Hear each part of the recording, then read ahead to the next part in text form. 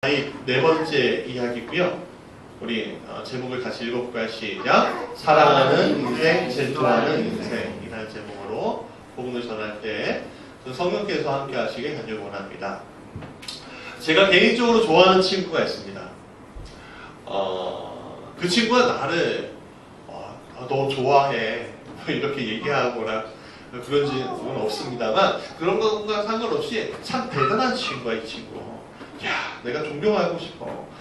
정말 탁월해. 이렇게 이야기하는 친구가 있는데 지금 일산에서 목회하고 있는데 제 학번 친구인 최혁기라는 목사입니다. 이 친구 보면서 참 탁월하게 목회하는 거 보면서 나는 왜 그렇게 못할까? 약간의 질투가 날 때가 있습니다. 이 친구하고 인연은요 1998년, 9년 이럴 때였습니다. 제가 군대 갔다 온 다음에 이 친구도 군대 갔다 온 다음에 만났어요. 근데 그때 마치 어떤 때였냐면은 그 인터넷이 군대 갔기 전까지는 PC 통신 있잖아요. 그거였는데 갑자기 인터넷이 들어오는 거예요. 그래갖고 그 인터넷을 통해 뭐 다음 그리고 카페 이런 것들이 막 활성화되는 그런 시기였습니다. 아득하죠. 지금 생각하면. 근데 그 친구가 이 컴퓨터를 할 줄 모르는 거예요. 그래서 학교에서 제가 컴퓨터를 가르쳐줬습니다. 이메일을 이렇게 만드는 거야. 카페를 이렇게 만드는 거야. 이렇게 하니까 되게 신기한 그런 거예요. 쳐다보면 배우더라고요. 근데요, 이 친구는 너무 탁월한 거예요. 그것만 끝나는 것이 아니라 자기가 직접 카페를 만들었어요. 좋은 사람 만나기라는 기독교 카페를 만들었습니다. 그런데 놀랍게도 사람들이 막 들어보는 거예요. 그리고 이 친구가 그걸 통해서 저보다 한 단계가 아니라 두 단계, 세 단계 앞서가는 친구가 돼버린 거예요. 대중적인 영향력을 끼치는 친구가 된 것이. 굉장히 부럽더라고요. 아니 저 친구는 그러니까 내가 가르쳐줬는데 저 친구는 잘 나가는데 나는 이 모양 이 꼴이니까. 솔직히 그때 저희가 IF 때문에 굉장히 어려운 가정 형편이었거든요. 그래서 하루 한 끼 먹고 다니고 두 끼 먹고 다니고 하는 일들이 있었습니다. 저 개인적으로. 굉장히 어려움이 있었어요. 그럼에도 불구하고 그 친구가 부러운 거예요. 그렇기 때문에서도 그렇고 나는 왜 이것들이 왜 안 채워지지? 왜 나는 이런 것들이 왜 안 되지?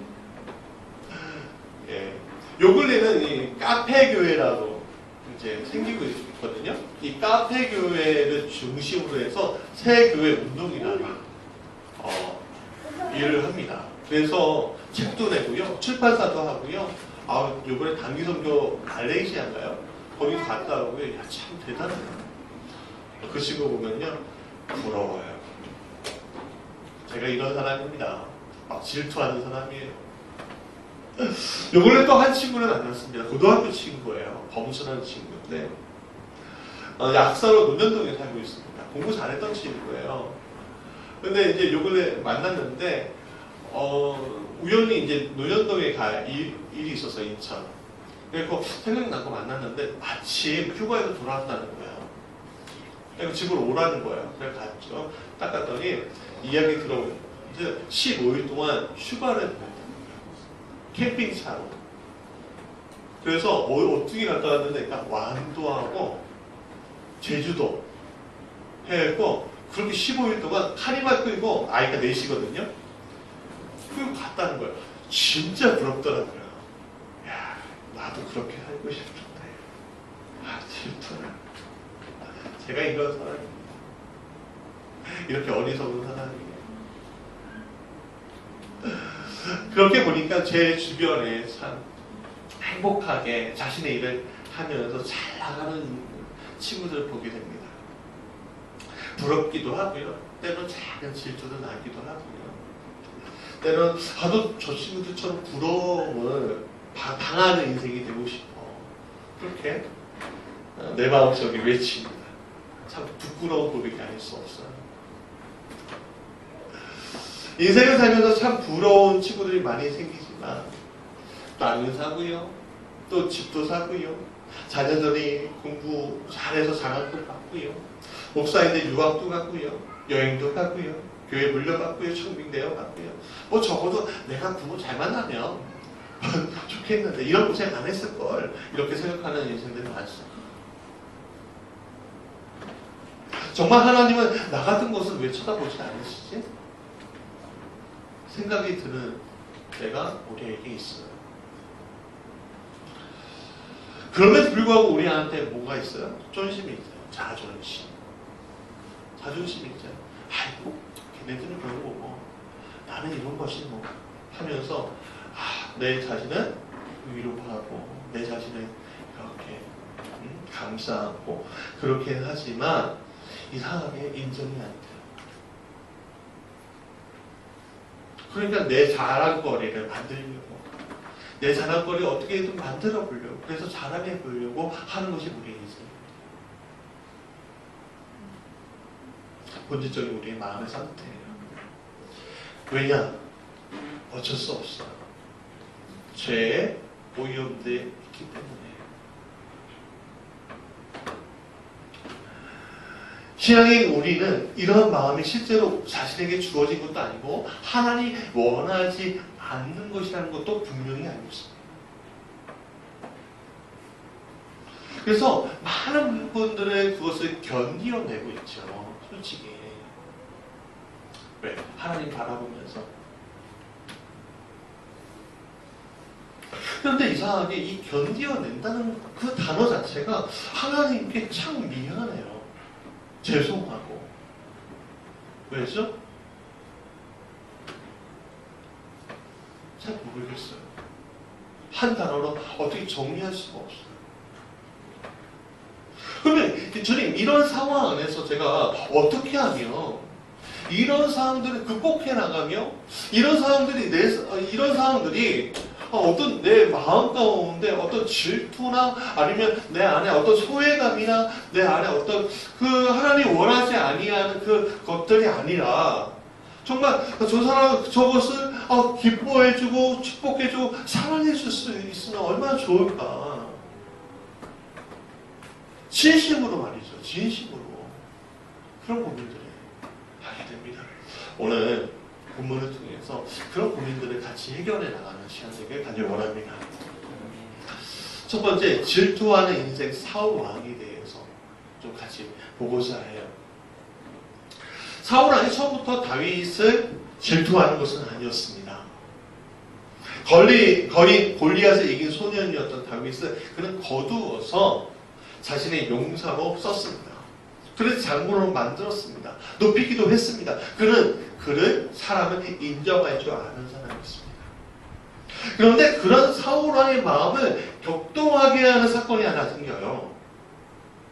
우리 6절과 7절과 8절 다시 한번 읽어볼까요? 시작. 무리가 돌아올 때 곧 다윗이 블레셋 사람을 죽이고 돌아올 때 여인들이 이스라엘 모든 성읍에 나와서 노래하며 춤추며 토고와 금세를 가지고 왕 사울을 환영하는데 여인들이 뛰놀며 노래하며 이르되 사울이 죽인 자는 천천히요 다윗은 만만히로다 한지라. 사울이 그 말을 불쾌하여 심히 노하여 이르되 다윗에게는 만만을 돌리고 내게는 천만을 돌리니 그가 더 얻을 것이 이 나라 말고는 무엇이냐 하고.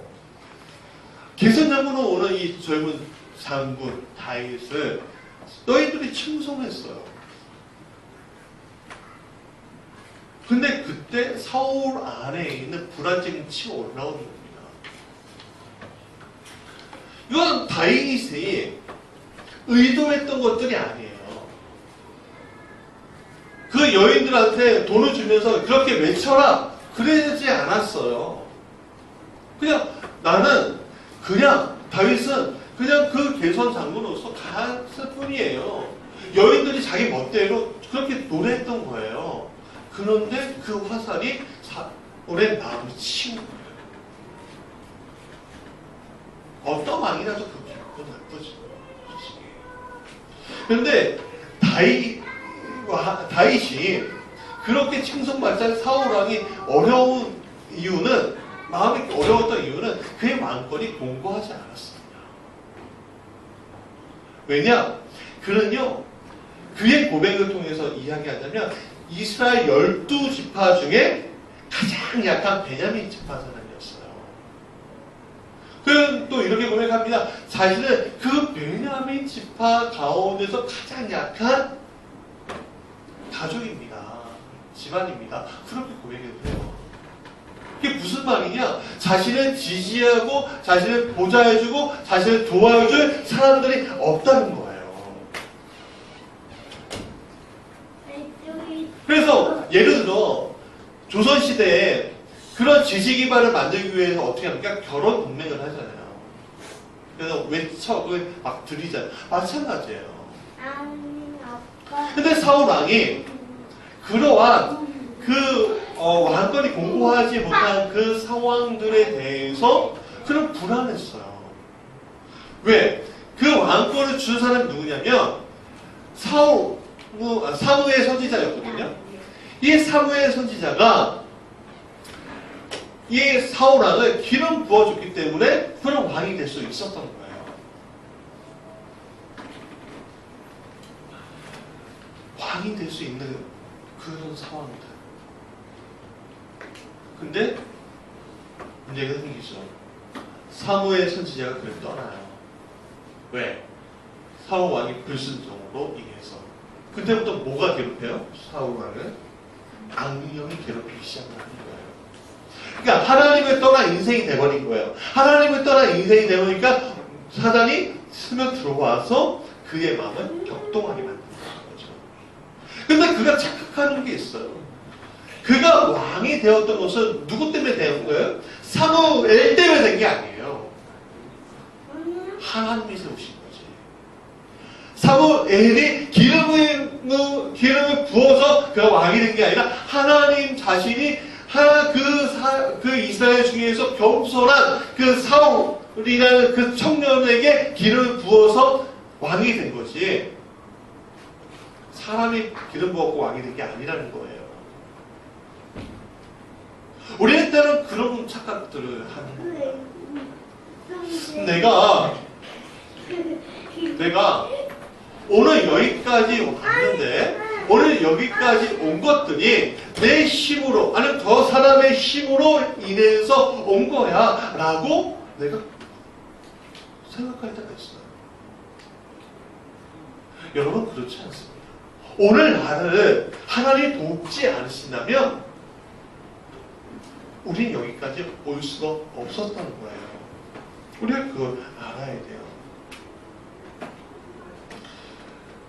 하지만 이 사울왕은 그것이 시발점이 되어서 충성스러운 다윗이라는 부하를 잃어버립니다. 그리고 그것은 결국 파멸에까지 이르르죠.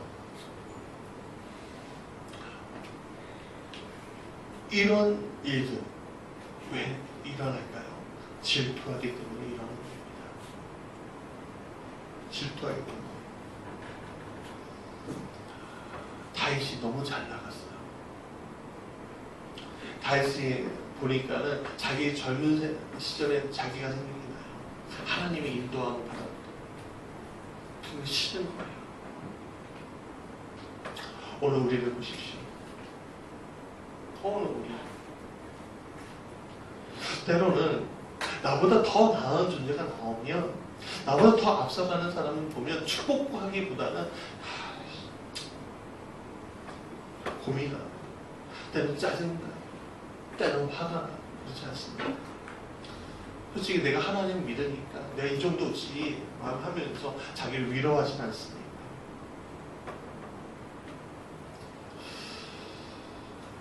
죄의 결과는 뭡니까? 사망, 파멸이에요. 어쩌면 우리도 사울왕과 다른 것이 없어요. 왜냐하면 사단이 공격하는 그 수많은 사람들을 우리가 너무나 쉽게 그것을 받아먹어요. 유혹적인 것, 타락하는 것들, 어떤 삶에 대한 어떤 그것도 배워져 나가는 그런 것들, 그런 것들에 대해서 너무 싫어해요. 그래서 영적인 무장해제를 당하게 돼요. 하나님은 어디 계시지? 그렇게 말하게 된다는 거죠. 오늘까지 나를 도와주신 게 누구였죠? 하나님인데 사람을 보니까 하나님이 안 보이는 거예요. 그러니까 남이 잘 가는 거, 잘 나가는 거, 남이 존귀하게 되는 것에 대해서 질투하고 주목하여 보게 되고 상을 던지는 이들이 내 마음 가운데, 내 삶 가운데 나도 모르게 일어난다는 거예요. 내 입술 가운데. 그럼 두 번째 인생을 한번 보죠. 사랑하는 인생을 가진 요나단. 우리 1절 한 번만 다시 읽어볼까요? 시작. 다윗이 사울에게 말하기를 마침에 요나단의 마음이 다윗의 마음과 하나가 되어 요나단이 그를 자기 생명같이 사랑하니라. 사울 왕의 아들이었던 요나단은 달랐어요. 다윗이 행하는 일들에 대해서 너무 좋아했어요. 사랑했어요. 행복했어요. 그가 하나님의 인도함을 받고 있다는 그 사실 하나가 그를 뛰게 했어요. 어쩔 줄 모르는 거예요. 그것에 대해서 성경을 보면 이렇게 얘기해요. Jonathan become one in spirit with David. 이렇게 하고 얘기해요. 이게 무슨 말이냐? 요나단이 다윗과 함께 한 영이 되었대. 이게 무슨 말이냐? 내 안에 있는 영이 성도님, 우리가 한 성도님 아니면 여러분 안에 있는 영, 그러니까 제 안에 있는 영이 여러분들 안에 있는 영과 같은 것을 우리가 확인하는 거예요.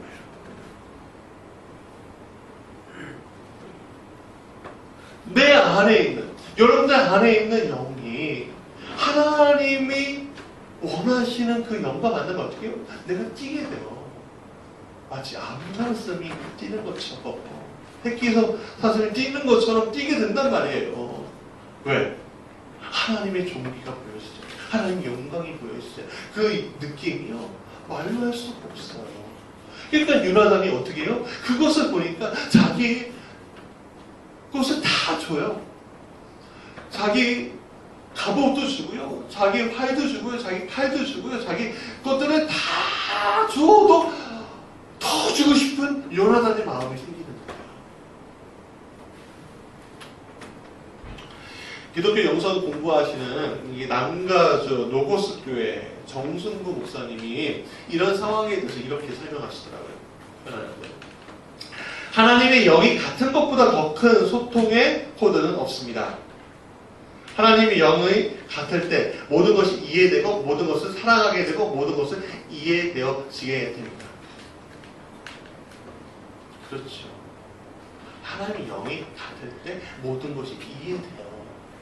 알게 돼요. 왜? 여러분의 짝꿍, 옆에 짝꿍들, 사랑하는 사람들 만났을 때 어떻습니까? 사랑 확 뛰잖아요. 다 이해가 되잖아요. 조금만 실수도 이해가 되잖아요. 행복하잖아요. 만나고 있는 것만 해도 너무 행복하잖아요. 마찬가지예요. 그게 영이 통하는 거예요. 그런데 어떤 사람들은 똑같이 우리가 한 공간에서 신앙생활하고 또 그렇게 뭐 충성스럽게 해야 한다고 하는데 이상하게 영이 좀 다른 것들을 경험할 때가 있습니다.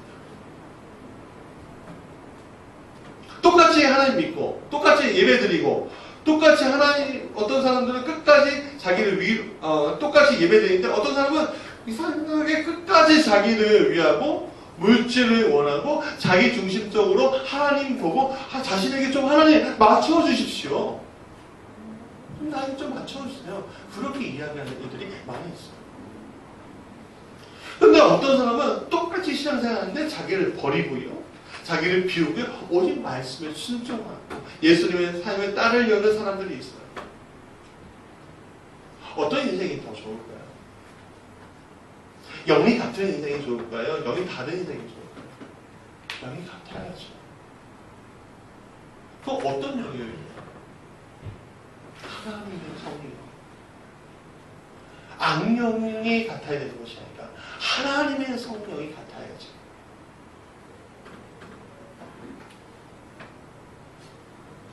다윗도 사울 왕도 요나단도 똑같이 하나님을 믿는 사람들이었습니다. 그런데 사울의 신앙은 지금 다윗과 요나단과는 달라요. 그는 다른 영을 가지고 있어요. 교만한 영, 자기 자신만을 위하고 자기 자리를 위협하는 자는 시기하고 어떻게 보면 죽일까 하는 영을 가지고 있는 것이, 이건 참 신앙인의 모습이 아니에요. 참 신앙인은 어떤 사람이에요? 요나단 같은 사람이에요. 그는 자기가 입었던 겉옷을 벗어 다윗에게 주고 자기 군복과 칼과 활과 띠도 주었어요. 어쩔 줄 모르는 거예요. 그리고 친구가 되고 사랑하는 사이가 되었어요. 그로부터 요나단은 철저하게 다윗을 지키고요, 보호하고 사랑했습니다. 근데 이런 요나단의 선택이 좋으면 좋잖아요. 잘 되면 결과가 좋으면 좋잖아요. 그런데요, 이 요나단의 선택은 다윗을 친구로 삼았기 때문에 엄청난 대가를 치를 수밖에 없게 되었습니다.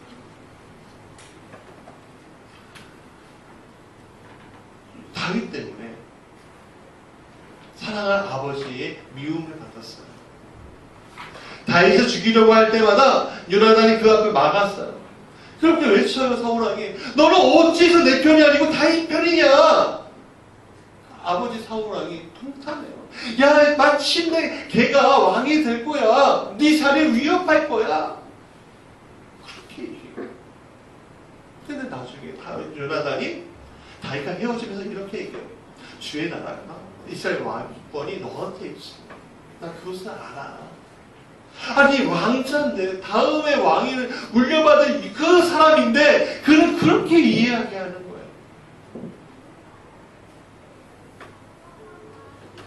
사랑하는 것을 선택한 사람의 모습이라는 거죠.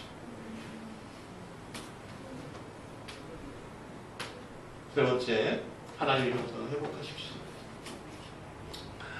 우리 요한복음 15장 여기 앞에 있는데 한번 같이 읽어볼까요? 시작. 이제부터는 너희는 종이라 하지 아니하리니 종은 주인이 하는 것을 알지 못합니다. 너희는 친구라 하더니 내가 내 아버지께 들은 것을 다 너희에게 알게 하였습니다. 난 저는 요나단을 보면서 그리스도를 보게 돼요. 그리스도의 형상을 보게 돼요. 그리스도가 그런 분이셨습니다. 그는 본래부터 하나님이셨지만 종의 형상으로 와서 죄의 종된 우리의 친구가 되어주셨죠.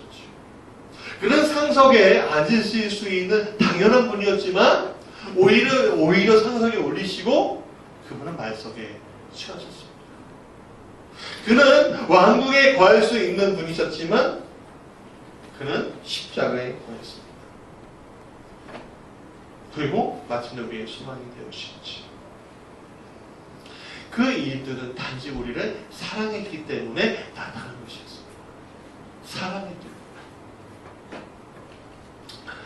그렇습니다. 오늘 우리는 사랑해야 해요. 내 앞에 사람들이 잘 되면 행복해야 하고요, 기뻐하고 응원할 줄 알아야 돼요. 그리고 그리스도처럼 대가를 원하지 않고 더 도와줘야 하는 것이 바로 사랑입니다. 근데 참 이것이 쉽지 않아요. 주님, 내 마음은 왜 그럴까요? 왜 이런 것도 쉽지 않죠, 주님? 왜 이렇게 제된 모습으로 살아가죠? 요나단처럼 살고 싶은데 내가 오늘 사울왕처럼 살고 있어요, 지금.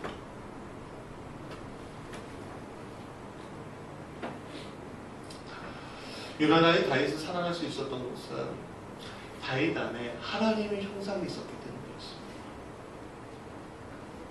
하나님의 형상이 있음을 보았기 때문에 사랑할 수 있었어요. 자신의 아버지 사울왕이 잃어버린 하나님의 형상을 발견했죠. 그렇다면 오늘 이 거짓되고 이 죄들에 하나님 믿는다고 분명히 죄와 단절되었는데, 이제는 예수 그리스도의 보혈의 피 때문에 죄와 단절되었는데 우리가 그럼에도 불구하고 죄 잔상이 남아서 그 죄들 때문에 이렇게 헤매이고 있는 내가 그걸 어떻게 해야 될 것인가? 그것은 하나님의 형상 회복하는 데 우리가 집중해야 한다는 거죠. 그럼 우리 안에, 내 안에 하나님의 형상을 회복하려면 어떻게 해야 할까? 기독교 영성가 필립 얀시의 책 교회 나의 고민 나의 사랑에서 그가 더글라스라는 한 사역자를 소개하는 것을 이야기를 하는데 한번 좀 소개를 하려고 합니다. 더글라스는 욥처럼 많은 고난을 당했습니다. 도심지 빈민 사역 위에 결단한 순간 그의 세계는 해체를 당했습니다. 개척기금은 숲으로 돌아갔고 아내는 암에 걸렸으며 그의 차는 음주운전 차에 박혀서 그 자신과 12살 난 딸이 중상을 입었다. 얼마 뒤에 아내가 세상을 떠났다. 하나님께 실망할 정도의 고난이었다. 그러나 그는 내게 이렇게 대답했다. 나는 하나님과 삶을 혼동하지 않는 법.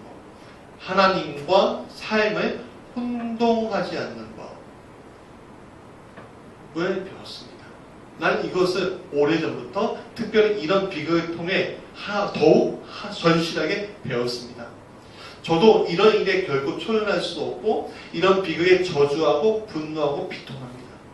그러나 나는 하나님께서도 내게 닥친 이러한 비극을 보시며 나와 함께 아파하시는 심정일 것이라고 저는 믿습니다. 그리고 나와 같이 분노와 비탄을 잠기셨을 것이라고 저는 믿습니다. 그래서 난 하나님을 비난하지 않습니다. 우리는 흔히 하나님 공평하심으로 삶도 공평해야 한다. 하나님은 공평하심으로 삶도 공평해야 한다고 생각합니다. 그러나 하나님은 삶이 아닙니다. 굉장히 중요해요. 하나님은 삶이 아니에요. 삶의 상황에 따라 하나님과 관계 맺는다는 것은 항구적인 관계를 맺지 못하게 됩니다. 그러므로 우리 삶의 상황이 흔들림 없이 하나님과의 관계를 형성시켜 나간다면 우리의 육체적인 실체가 무너져도 능히 견딜 만한 것입니다. 우리는 그 모든 삶에 불공평함에도 불구하고 하나님을 신뢰할 수 있습니다. 무슨 말입니까? 하나님을 여태까지 신뢰할 수 있었다는 것은 오늘 나를 여기까지 인도하신 것이 하나님이라는 거예요. 그리고 마침내는 나는 하나님이 원하시고 기뻐하시는 자리에 나를 분명히 이끌어 줄 거라는 강력한 신뢰예요. 여러분, 오늘 우리를 하나님에게 이끄셨죠? 우리 뭐 특별한가요? 우리 태어나면서 되게 특별한 사람이었나요? 특별한 자리에서 황금 보자기에 쌓여오고 태어난 사람이었습니까? 하나님의 아들인 예수님, 그 예수님이 태어난 자리는요, 어쩌면 가장 낮고 낮은 자리였습니다. 그러나 그 특별하지 아니하는 특별한 사람이 아닌 우리를 이상하게도 오늘까지 인도해 주셨어요. 나는 이 자리까지 이끌어 주셨어요. 때로는 내 마음 가운데, 내 삶 가운데 고통이 있어요. 아픔이 있어요. 눈물이 있어요. 그럼에도 불구하고 아픔과 눈물과 그 상처 입음을 주님이 주님이 포기하지 않으시고 나를 이끌어 주셨잖아요.